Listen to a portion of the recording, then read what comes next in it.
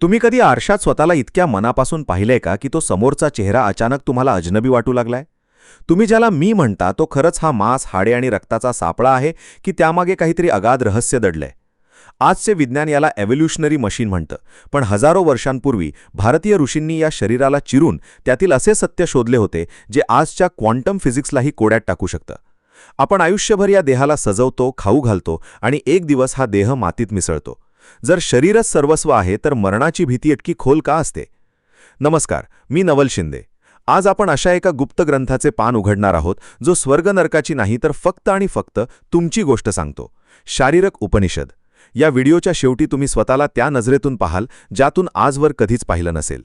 तुम्ही तयार आहात का तुमच्या या चमडीच्या लिबासामागे कोण लपले हे जाणून घ्यायला? कारण एका चुकीच्या ओळखीमुळेच आपण दुःख आणि चिंतेच्या पिंजऱ्यात कैद आहोत. कधी असा अनुभव आलाय का की एका शांत संध्याकाळी किंवा रात्रीच्या वेळी आपण आरशासमोर उभे आहोत आणि स्वतःच्याच डोळ्यांत खूप वेळ एकटक पाहत आहोत? हो, बऱ्याचदा होतं असं. म्हणजे सुरुवातीचे काही सेकंड सगळं खूप सामान्य वाटतं, पण जसा वेळ पुढे जातो तसा आत कुठेतरी काहीतरी विचित्र वाटायला लागतं.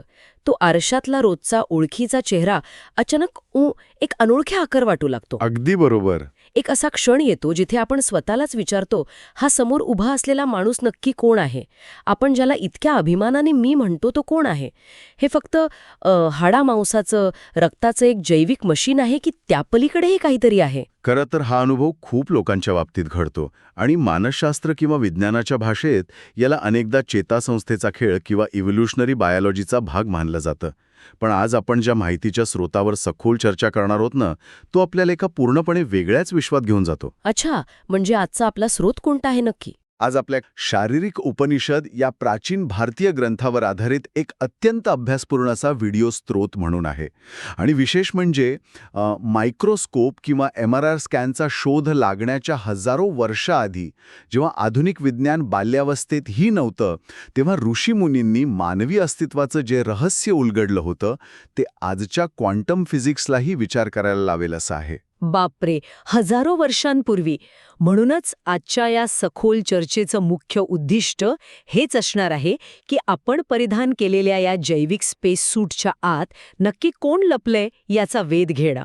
हो ना. आजकाल माणसाला जो आयडेंटिटी क्रायसिस किंवा स्वतःच्या ओळखीचं संकट भेडसावत आहे, त्यावर हा प्राचीन ग्रंथ काय उपाय सांगतो याचा शोध आपण या चर्चेतून घेणार आहोत. नक्कीच. आणि या शोधाची सुरुवात एका खूप मोठ्या पण आपल्या रोजच्या परिचयाच्या विरोधाभासानं होते. म्हणजे कसं आहे, आपण आपल्या दैनंदिन जीवनात स्वतःच्या शरीरासाठी जी भाषा वापरतो ती जर नीट ऐकली तर त्यातच अस्तित्वाची एक खूप मोठी गोम लपलेली आहे. भाषा म्हणजे आपण कसे शब्द वापरतो त्याबद्दल, म्हणजे आपण स्वतःचा उल्लेख कसा करतो ते. अगदी तेच. शारीरिक उपनिषद याच एका भाषिक सवयीवर बोट ठेवतं. आपण नेहमी म्हणतो, माझं डोकं दुखत आहे, किंवा माझं वजन वाढतंय, किंवा हे माझं शरीर आहे. हो, रोजच बोलतो आपण असं. आता इथे एक अत्यंत साधा तर्क लावून पहा. जर एखादी वस्तू माझी आहे तर मी ती वस्तू कशी असू शकतो? एक सेकंड, म्हणजे जर शर्ट माझा आहे तर मी तो शर्ट असू शकत नाही? एक्झॅक्टली. माझा लॅपटॉप हा मी असू शकत नाही. मग माझे शरीर हे मी कसे असू शकेल? उपनिषदानुसार मानवाची सर्वात मोठी शोकांतिका मृत्यू ही नाहीये, तर ती ही आहे की तो एका भाड्याच्या घराला स्वतःचं कायमस्वरूपी घर मानून बसलाय. हे ऐकायला जेवढं साधं वाटतं तेवढंच ते विचार करायला लावणारं आहे. भाड्याचं घर म्हणजे आपण या शरीरात फक्त राहायला आलो आहोत. हो, अगदी तसंच. पण जेव्हा हे भाड्याचं घर म्हातारपणामुळे किंवा आजारपणामुळे वेळेसोबत खिळखिळ व्हायला लागतं, तेव्हा आपल्याला वाटतं की आपणच नष्ट होत आहोत. ह्याच चुकीच्या ओळखीमुळेच आजकाल इतके लोक डिप्रेशन आणि एन्झायटीमध्ये अडकले आहेत. शरीराचा आकार, रंग यावरून स्वतःची किंमत ठरवण्याची सवय जडली आहे. आणि याच सवयीला मोडण्यासाठी उपनिषद आपल्याला एका वेगळ्या दृष्टिकोनातून विचार करायला लावतं. हे अगदी एखादी गाडी चालवण्यासारखे आहे ना. आपण गाडीत बसून प्रवास करत आहोत. जर त्या गाडीला बाहेरून ओरखडा आला किंवा गाडीचं इंजिन खराब झालं तर आत बसलेल्या चालकाला काही प्रत्यक्ष शारीरिक इजा होत नाही. बरोबर. गाडी वेगळी आणि चालक वेगळा. मग आपल्या या जैविक गाडीला म्हातारपणाचे ओरखडे आल्यावर आपण का रडतो? आपण स्वतःला ती गाडी समजायला लागलो आहोत. आणि याच गाडीच्या उदाहरणाला पुढे न्यायचं झालं तर गाडी बंद पडल्यावरही चालक अस्तित्वात असतोच याचा एक नैसर्गिक पुरावा आपल्याला रोज रात्री मिळतो. रोज रात्री? हो. कसा काय? गाढ झोपेचा विचार करा. जेव्हा गाढ झोप लागते तेव्हा आपल्याला आपल्या वयाचं, लिंगाचं, आजाराचं किंवा या जगाचं कोणतंही भान नसतं. शरीर पूर्णपणे सुप्तावस्थेत असतं, मेंदूच्या जाणीवा शांत झालेल्या असतात. पण तरीही सकाळी उठल्यावर आपण काय म्हणतो? आपण म्हणतो मला खूप छान झोप लागली, खूप शांतता वाटली. हो. 1 मिनिट, हा मुद्दा खूपच महत्वाचा आहे. जर रात्री शरीराला स्वतःचं भान नव्हतं, मेंदू विचार करत नव्हता, तर ती शांतता अनुभवणारा आत कोण होता? तो कोण होता जो शरीर झोपलेलं असतानाही जागा होता आणि त्या शांततेची नोंद घेत होता? हाच तो खरा प्रश्न आहे, ज्यातून शारीरिक उपनिषदाचं पहिलं रहस्य उलगडतं. ते थेट सांगतात की ज्याला आपण मी म्हणतो ते हे भौतिक शरीर नाहीये. अच्छा. हे भौतिक शरीर, ज्याला उपनिषदांच्या भाषेत अन्नमय कोश म्हटलं जातं, ते फक्त 5 तत्वांचाच म्हणजेच पंचमहाभूतांचा एक तात्पुरता जोड आहे. म्हणजे पृथ्वी, जल, अग्नी, वायू आणि आकाश. पण हे सगळं रूपक म्हणून वापरलंय की खरोखरच हे शरीर या 5 गोष्टींचं बनलेलं आहे? हे केवळ तत्वज्ञान नाहीये, तर हे तत्कालीन विज्ञान होतं. त्यांनी शरीराचं अत्यंत बारकाईने विश्लेषण केलं होतं. शरीरातील हाडे, मांस, त्वचा हा सगळा जो घनरूप भाग आहे तो म्हणजे पृथ्वी तत्व. रक्त, घाम, लाळ हा जो प्रवाही भाग आहे तो म्हणजे जलतत्व. शरीरातील भूक, पचनक्रिया आणि तापमान हे अग्नितत्व. आपला श्वास आणि शरीराची जी हालचाल होते ती वायूमुळे आहे. आणि सर्वात महत्त्वाचं म्हणजे शरीरात अवयवांच्या मध्ये जी पोकळी आहे, रिकामी जागा आहे, ते आकाशतत्व आहे. जर या 5 गोष्टी शरीरातून काढून घेतल्या तर तिथे काय उरेल? काहीच नाही, फक्त एक निर्जीव ढिगारा उरेल. पण जर हे सगळं इतकं स्पष्ट आहे तर माणसाला मृत्यूची इतकी भीती का वाटते? जर हे फक्त 5 तत्वांचं मिश्रण आहे तर मग मृत्यूचं खरं स्वरूप काय आहे? यावर स्रोतामध्ये एका गुरु आणि शिष्याची खूपच मार्मिक कथा सांगितली आहे. कोणती कथा? एक तरुण शिष्य मृत्यूशय्येवर असतो. तो मृत्यूच्या भीतीने कापत आपल्या गुरूंकडे येतो आणि म्हणतो, मला वाचवा, माझं शरीर सडत आहे, माझे श्वास तुटत आहेत, मला मरायचं नाहीये. बापरे, खूपच भयानक प्रसंग आहे हा. हो ना? पण गुरु त्याच्याकडे अत्यंत करुणपणे एका तटस्थ नजरेने पाहतात आणि विचारतात, कोण मरत आहे?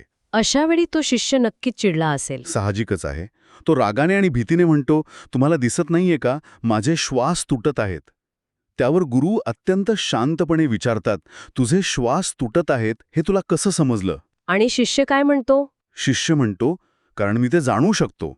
आणि मग गुरु असा प्रश्न विचारतात जो त्या शिष्याचं संपूर्ण जग बदलून टाकतो.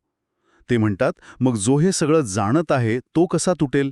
वा, जो जाणत आहे तो कसा तुटेल? म्हणजे मृत्यू केवळ या 5 तत्वांच्या पुतळ्याला येतो, आत बसलेल्या साक्षीदाराला किंवा जाणणाऱ्याला नाही. अगदी बरोबर. येतो. किंवा दुःख का होतं? कारण राग, लोभ, आनंद, डिप्रेशन हे गोष्टी तर माती किंवा पाण्याचे बनलेले वाटत नाहीत. जर आपण फक्त हा भौतिक पुतळा आहोत तर या सगळ्या भावना कुठून येतात? हा प्रश्न आपल्याला या स्रोताच्या सर्वात खोल भागात घेऊन जातो. शारीरिक उपनिषद मानवी अस्तित्वाला फक्त एका थरात नाही तर 3 वेगवेगळ्या शरीरांमध्ये विभागते. 3 शरीरे? हो. आपण जे 5 तत्वांचे शरीर मगाशी पाहिले ते केवळ पहिले शरीर आहे, ज्याला स्थूल शरीर किंवा ग्रॉस बॉडी म्हणतात. हे केवळ एक हार्डवेअर आहे जे मृत्यूनंतर जाळले जाते किंवा मातीत मिसळते. पण उपनिषदानुसार आपले विचार, भावना, अहंकार हे काही हवेत तरंगणाऱ्या आध्यात्मिक ढग नाहीत, तर तेही एका प्रकारच्या भौतिकतेचाच भाग आहेत आणि ते दुसऱ्या शरीराचा हिस्सा आहेत. 1 सेकंड, म्हणजे भावना आणि विचार सुद्धा भौतिक आहेत? हे जरा समजायला कठीण जातंय. आपण मगाशी जे हार्डवेअर आणि सॉफ्टवेअरचं उदाहरण दिलं त्यातला हा नक्की कुठला भाग आहे? या दुसऱ्या थराला सूक्ष्म शरीर म्हणतात आणि हे अगदी सॉफ्टवेअर सारखंच काम करतं. हे सूक्ष्म शरीर मृत्यूनंतरही जिवंत राहतं. यात केवळ 1-2 नाही तर तब्बल 17 तत्वे असतात. 17 तत्वे? म्हणजे नक्की काय काय असतं यात? आता ही केवळ एक यादी नाहीये, तर ही एक पूर्णपणे चालणारी सिस्टीम आहे. यात 5 ज्ञानेंद्रिय आहेत, म्हणजे आपले सेन्सर्स, जे बाहेरून माहिती गोळा करतात. 5 कर्मेंद्रिय आहेत, म्हणजे आपले मोटर्स किंवा आउटपुट डिव्हाइसेस, ज्यातून आपण क्रिया करतो. 5 प्राण आहेत, जे या पूर्ण सिस्टीमला चालवणारी बॅटरी आहेत. आणि शेवटी मन आणि बुद्धी, जे आपला प्रोसेसर आणि रॅमसारखे काम करतात. हे तर एखाद्या रोबोटच्या ब्ल्यूप्रिंट सारखं वाटतंय. इथेच खरी गंमत आहे. म्हणजे आपण जी स्वप्न पाहतो, आपल्या ज्या इच्छा आहेत, भीती आहेत आणि आपल्या ज्या सवयी आहेत, ज्याला आपण संस्कार म्हणतो, त्या सगळ्या याच सूक्ष्म शरीरात साठवलेल्या असतात. हो, अगदी. हे आजच्या भाषेत सांगायचं तर क्लाउड स्टोरेज किंवा बॅकअप सारखे आहे. जसे समजा आपला मोबाईल खराब झाला, जो की इथे स्थूल शरीर आहे, तर आपण तो फेकून देतो. पण त्यातला आपला जुना डेटा, फोटो, सेटिंग्स म्हणजेच आपले संस्कार, ते सगळे क्लाउडवर सुरक्षित असतात. क्या बात आहे. अगदी अचूक उदाहरण दिलेत तुम्ही. आणि जेव्हा आपण नवा मोबाईल घेतो, म्हणजेच पुढचा जन्म घेतो, तेव्हा तो सगळा जुना डेटा नव्या मोबाईलमध्ये पुन्हा डाउनलोड होतो आणि मग आपण पुन्हा जुन्याच सवयीनुसार वागायला लागतो. अगदी तसंच. आणि या सूक्ष्म शरीराच्याही पलीकडे एक तिसरे शरीर असते, कारण शरीर. हे अज्ञानाचे बीज आहे. आपण या जन्मात जे काही करतो त्याचे संस्कार बीज स्वरूपात या कारण शरीरात लपून राहतात. अच्छा, म्हणजे हे बीज पुढचा जन्म ठरवतं. हो, हेच कारण शरीर ठरवते की पुढचा जन्म कसा असेल. पण इथे नुसतं हार्डवेअर आणि सॉफ्टवेअर असून भागत नाही. प्रत्येक सॉफ्टवेअरला काम करण्यासाठी काही अल्गोरिदम लागतात. उपनिषद याला गुणांचा खेळ म्हणते. गुण म्हणजे सत्व, रजस आणि तमस. हो, सत्व, रजस आणि तमस हे 3 गुण म्हणजे या शरीराचे ऑपरेटिंग कोड्स आहेत. पण हे 3 गुण नक्की कसे काम करतात? हे राग आणि शांतीच्या भावनेला कसे ट्रिगर करतात? विचार करा की हे 3 वेगवेगळे मोड्स आहेत. जेव्हा सत्वगुण वाढतो तेव्हा शरीरात शांती, संतुलन आणि ज्ञानाची भावना असते. सिस्टीम अगदी सुरळीत चाललेली असते. जेव्हा रजसगुण वाढतो तेव्हा धावपळ, लालसा, काहीतरी मिळवण्याची बेचैनी वाढते. हा हायपर ॲक्टिव्ह मोड आहे जिथे बॅटरी वेगाने संपते. आणि जेव्हा तमसगुण वाढतो तेव्हा आळस, झोप आणि अज्ञान घेरते. हा सिस्टीमचा लॅग होण्याचा किंवा स्लीप मोड आहे. ओके, म्हणजे हे मोड सतत बदलत असतात. हो, आपण जेव्हा म्हणतो मला खूप राग आलाय किंवा मी खूप शांत आहे, तेव्हा उपनिषद म्हणते की मुळात तो साक्षीदार रागावलेला नसतो, तर ते केवळ या 3 गुणांचे एकमेकांसोबतचे खेळ असतात. सूक्ष्म शरीराचं सॉफ्टवेअर त्यावेळी रजस किंवा तमसचा कोड रन करत असते. पण मग इथे एक मोठा प्रश्न उभा राहतो. जर हे सगळं शरीर, मन, भावना हे सगळं केवळ मशीन, हार्डवेअर आणि सॉफ्टवेअर आहे आणि तेच आपल्याला या जन्म-मृत्यूच्या चक्रात, रागात, दुःखात अडकवत आहे, तर मग आपण या शरीराचा तिरस्कार करायला हवा का? हा प्रश्न अनेकांना पडतो. म्हणजे जर हे सगळं खोटं किंवा तात्पुरतं आहे, तर मग सगळं सोडून जंगलात निघून जाणं, शरीराला कष्ट देणं हाच मार्ग उरतो का? इथेच या तत्वज्ञानाची खरी ताकद आणि प्रगल्भता दिसून येते. उपनिषद स्पष्टपणे सांगते की शरीराचा तिरस्कार करण्याची किंवा जंगलात पळून जाण्याची अजिबात गरज नाही. इथे खूप सुंदर विरोधाभास आहे. ज्या शरीराने आपल्याला बांधले आहे तेच शरीर आपल्याला मुक्तही करू शकते. शरीराचा वापर अज्ञानाची नदी पार करण्यासाठी नावेसारखा करायचा आहे. म्हणजे आपण सुरुवातीला जे स्पेस सूटचं उदाहरण पाहिलं नाही. त्यासारखाच. जर आपण मंगळावर आहोत तर आपल्याला तिथे टिकून राहण्यासाठी स्पेस सूट हवाच. आपण त्या स्पेस सूटचा तिरस्कार करून तो फेकून देऊ शकत नाही, नाहीतर आपला जीव जाईल. अगदी समर्पक. पण याचा अर्थ असाही नाही की आपण स्वतःला तो स्पेस सूटच समजायला लागावं. बरोबर. या स्पेस सूटचा वापर करूनच आपल्याला आपला प्रवास पूर्ण करायचा आहे. आणि शारीरिक उपनिषदात या शरीराला केवळ एक साधन न मांडता एका खूप मोठ्या स्तरावर पाहिले आहे. त्यात एक संकल्पना आहे, यथा पिंडे तथा ब्रह्मांडे. म्हणजे हे शरीर विश्वाचे एक छोटे रूप आहे, एक मिनिएचर आहे. म्हणजे जे बाहेर आहे तेच आत आहे, हे कसं शक्य आहे? त्यांनी अतिशय सुंदर उलगडा केला आहे. बाहेर जो सूर्य आहे तोच आपल्या शरीरात जठराग्नी किंवा पचनशक्तीच्या रूपात आहे. बाहेर जो अथांग अवकाश किंवा शिवतत्व आहे तीच आपल्या आतल्या चेतनेच्या रूपात आहे. अच्छा. आणि हे आपली जी 5 ज्ञानेंद्रिय आहेत, डोळे, कान, नाक वगैरे, ती फक्त बाहेर बघण्याच्या खिडक्या नाहीयेत, तर त्या आतल्या आत्म्याला बाहेरच्या जगाशी बांधणाऱ्या दोऱ्या आहेत. डोळे प्रकाशाशी म्हणजे अग्नीशी जोडलेले आहेत, कान शब्दाशी म्हणजे आकाशाशी जोडलेले आहेत. हे सगळं एक प्रचंड मोठं नेटवर्क आहे. पण मग जेव्हा आपण या नेटवर्कमध्ये अडकतो तेव्हा आपल्याला वेदना होतात, बाहेरच्या गोष्टी हव्याशा वाटतात. हा रजस गुण आपल्याला एका अशा शर्यतीत धावायला लावतो जिथे आपण सतत काहीतरी मिळवण्याच्या मागे असतो. हो, उंदराच्या शर्यतीसारखं. आणि या सगळ्या धावपळीत आपण हे विसरून जातो की या शर्यतीत जिंकलो तरी शेवटी आपण उंदीरच राहणार आहोत. मग यातून बाहेर कसं पडायचं? शरीरात राहूनही त्यापासून अलिप्त कसं राहायचं? या प्रश्नाचं उत्तर स्रोतामध्ये एका राजा आणि फकीराच्या कथेतून मिळतं. एका राजाने फकीराला विचारले की तुम्ही म्हणता मी शरीर नाही, तर मग जेव्हा मला काटा टोचतो तेव्हा शारीरिक वेदना का होतात, दुःख का होतं? हा अतिशय प्रॅक्टिकल प्रश्न आहे. फकीराने काय उत्तर दिलं? फकीराने राजाला एका पडक्या वाड्यासमोर नेऊन उभे केले आणि विचारले, राजन, जर या पडक्या वाड्याची भिंत आज रात्री कोसळली तर तुम्हाला दुःख होईल का? राजा हसून म्हणाला, अजिबात नाही, कारण मी त्या वाड्याचा मालक नाही. फकीराचा मुद्दा अगदी स्पष्ट आहे. जोपर्यंत आपण या शरीररूपी वाड्याचे मालक बनून बसलो आहोत तोपर्यंत त्याला पडलेला प्रत्येक तडा, म्हातारपणाची प्रत्येक सुरकुती आपल्याला आपलीच वाटते. अगदी बरोबर. वैराग्य म्हणजे घर सोडून जंगलात जाणे नव्हे, तर एका हॉटेलच्या पाहुण्यासारखे राहणे. आपल्याला माहीत असते की हॉटेलची खोली खूप छान आहे, आपण तिथे राहतो, चांगल्या सोयींचा आनंद घेतो, पण आपण ती खोली माझी आहे असा हट्ट धरून बसत नाही, कारण उद्या चेकआउट करायचे आहे हे आपल्याला पक्के माहीत असते. आणि जेव्हा आपण अशा प्रकारे हॉटेलच्या पाहुण्यासारखे राहायला शिकतो तेव्हा खऱ्या अर्थाने आपण त्या अंतिम सत्याकडे वाटचाल करतो. या सगळ्या हार्डवेअर आणि सॉफ्टवेअरचा मूळ ऑब्झर्व्हर किंवा साक्षीदार कोण आहे हे शोधण्याकडे आपला प्रवास सुरू होतो. उपनिषद त्याला क्षेत्र आणि क्षेत्रज्ञ अशा शब्दांत सांगते. क्षेत्र आणि क्षेत्रज्ञ. हो, क्षेत्र म्हणजे हे शरीररूपी शेत आणि क्षेत्रज्ञ म्हणजे त्याला जाणणारा, तो साक्षीदार. पण हा साक्षीदार नक्की असतो कसा? तो या सगळ्या भावनांच्या, दुःखाच्या बाजारात स्वतःला शांत कसा ठेवू शकतो? इथे सिनेमाच्या पडद्याचं रूपक अगदी चपखल बसते. विचार करा, आपण चित्रपटगृहात बसलेलो आहोत, समोरच्या पडद्यावर एक भीषण दृश्य सुरू आहे, तिथे मोठी आग लागलीये, पण त्या आगीच्या दृश्याने तो पांढरा पडदा खरोखर जळतो का? नाही, पडदा सुरक्षितच राहतो. आगीची धग पडद्याला लागत नाही. आणि समजा पडद्यावर खूप रक्ताळलेलं युद्ध सुरू आहे, भयंकर मारामारी सुरू आहे, तर तो पडदा रक्ताने भिजतो का? अजिबात नाही, तो कोरडाच राहतो.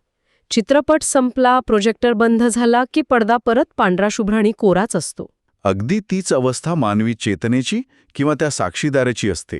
जीवनाच्या या चित्रपटात कितीही संकटे आली, आजार आले, सुख आले किंवा दुःख आले, तरी आपली जी मूळ चेतना आहे ती नेहमी अछूती राहते, पवित्र राहते.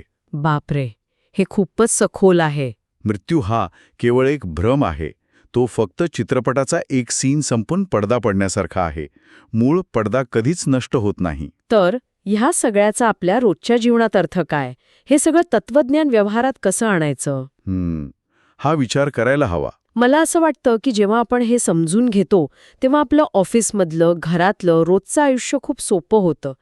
जेव्हा आपल्याला हे उमजतं की आपल्यावर ओरडणारा बॉस किंवा आपल्याशी भांडणारा माणूसही आपल्यासारखाच त्या 5 तत्वांचा पुतळा आहे आणि त्याच्या आतही तोच साक्षीदार बसलेला आहे, तेव्हा आपोआप एकमेकांबद्दलचा राग आणि द्वेष संपतो. अगदी खरंय.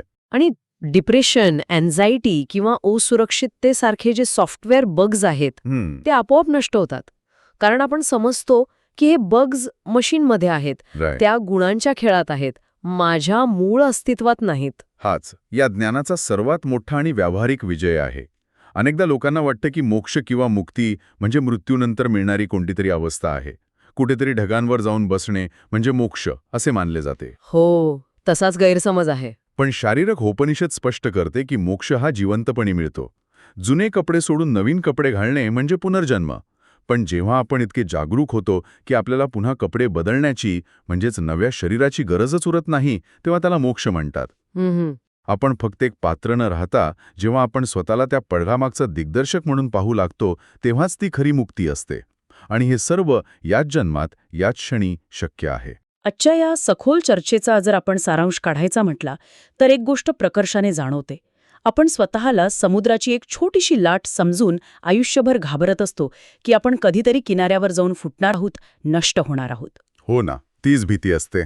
पण सत्य हे आहे की आपण लाट नाही, तर आपण तो पूर्ण अथांग समुद्र आहोत. हे शरीर म्हणजे केवळ त्या साक्षीदाराला जागे करण्यासाठी, त्याला स्वतःची ओळख करून देण्यासाठी मिळालेली छोटीशी प्रयोगशाळा आहे. अगदी बरोबर. आपण या जीवनाच्या नाटकातील केवळ एक पात्र नसून आपण त्या पडद्यामागचे दिग्दर्शक आहोत हे सतत लक्षात ठेवायला हवे. जोपर्यंत आपण फक्त पात्र म्हणून जगतो तोपर्यंत आपण रडतो, घाबरतो, भावनिक होतो.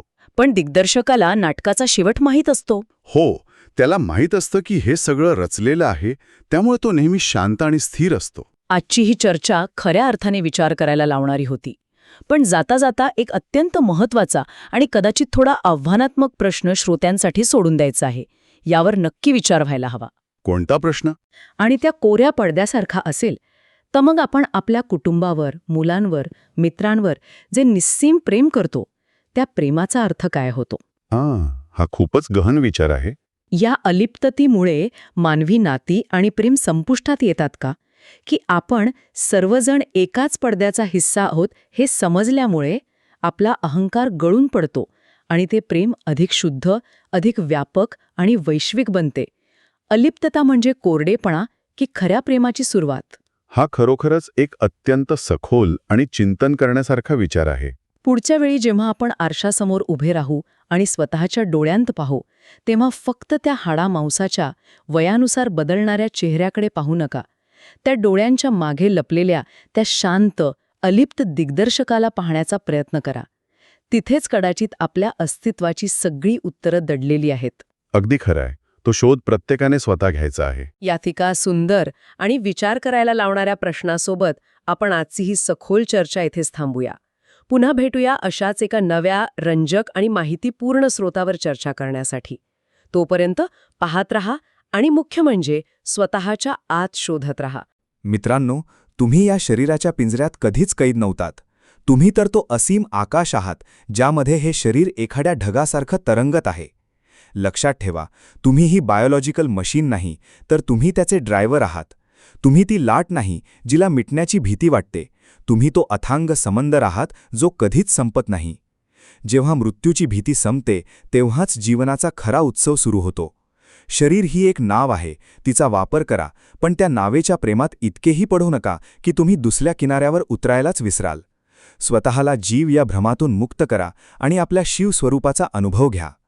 जर आजच्या या शुद्ध ज्ञानाने तुमच्या मनातील अज्ञानाची एक जरी भिंत पाडली असेल तर हे ज्ञान आपल्यापर्यंत मर्यादित ठेवू नका. आपल्या प्रियजनांना मृत्यूच्या भयापासून मुक्त करण्यासाठी हा व्हिडिओ नक्की शेअर करा. अशाच सखोल आणि वैज्ञानिक अध्यात्मासाठी ओम श्रीम परिवाराशी जोडले जा. चॅनलला सबस्क्राईब करा आणि कमेंट्समध्ये सांगा, तुम्ही मशीन आहात की ड्रायव्हर? जागृत व्हा, कारण स्वतःला जाणून घेणं हीच जगातील सर्वात मोठी उपलब्धी आहे. शांती, शांती, शांती.